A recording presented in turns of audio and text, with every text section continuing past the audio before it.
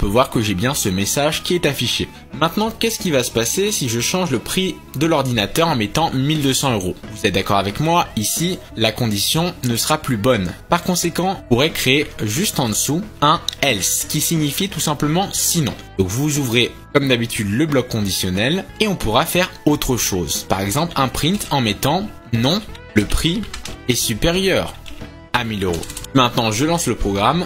On a bien ici ce résultat. Donc ce qu'il faut retenir, c'est que là, on vérifie si le prix de l'ordinateur est inférieur à 1000. Si c'est le cas, on effectue des instructions. Sinon, on fera autre chose. On pourra mettre un autre message. Ce qui est intéressant dans la vérification tout à l'heure, c'est ce fameux signe qu'on avait là.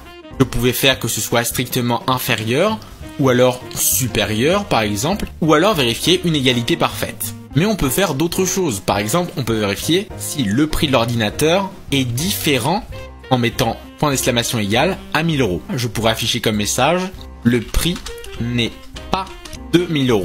Et là, on pourra mettre oui, le prix est de 1000 €. Je lance le programme et on a bien le prix n'est pas de 1000 €. Et si maintenant je mets comme valeur 1000, le programme va essayer de faire cette condition, il va voir qu'elle n'est pas vraie, par conséquent il va se réfugier dans le sinon et exécuter cette instruction.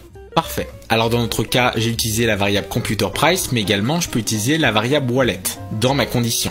Si le prix de l'ordinateur est de 6000 €, vous êtes d'accord avec moi qu'on ne peut pas se le payer avec seulement 5000 € dans notre porte-monnaie. Par conséquent, on pourrait très bien faire ce genre de programme. Ici, il faudra simplement vérifier que le prix de l'ordinateur est bien inférieur ou égal, puisque si la personne a pile poil 1000 €, il faut qu'il puisse quand même acheter. Elle aura 0 € à la fin, mais elle pourra l'acheter quand même. Et là, on mettra wallet. Donc à ce niveau-là, on pourra mettre l'achat est possible. Donc là, par exemple, je peux très bien récupérer la valeur de wallet et lui enlever le prix du computer et réaffecter ça à la variable wallet. Pour ceux qui souhaitent faire ça encore plus rapidement, vous avez une autre écriture. Vous pouvez carrément faire moins égal.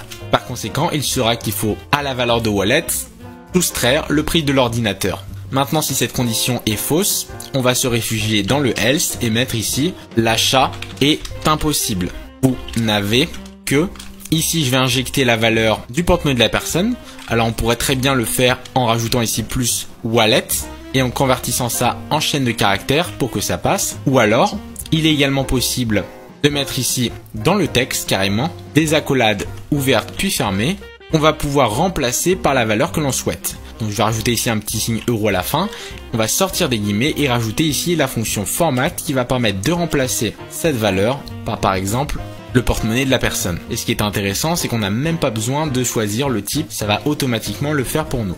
Et enfin, en dernier lieu, je vous propose d'afficher ici le nouveau porte-monnaie de la personne après l'achat. Je lance le programme et on a bien ici l'achat qui est possible étant donné qu'on avait un porte-monnaie de départ de 5000 € et que le produit coûtait 1000 €. Ce qui est intéressant et qu'on peut noter, c'est qu'il est possible de faire plusieurs vérifications pour la même condition. Là, on a vérifié si le porte-monnaie peut se permettre d'acheter un ordinateur à ce prix, mais on pourrait vérifier en plus de cela autre chose. Pour cela, je vais utiliser le petit mot-clé N qui va permettre de vérifier en plus de cela si le prix de l'ordinateur est supérieur à 1000 €. Donc là, ce qui va se passer, c'est qu'il va faire d'abord cette première vérification, puis il va passer à la deuxième. Et si les deux sont vrais, il pourra exécuter les différentes instructions. À ce niveau-là, il est possible de simplifier la chaîne en faisant Alt Entrée. Et regardez, à ce niveau-là, on a un code encore plus simpliste. Vous avez d'autres mots-clés, par exemple pour faire un OU, en mettant à la place du N, OR. Donc là, il va vérifier ça ou ça. Si l'un des deux est vrai, par conséquent, il pourra effectuer des instructions. Vous avez un autre moyen d'écrire des conditions, encore plus simple que ce que je vous ai présenté.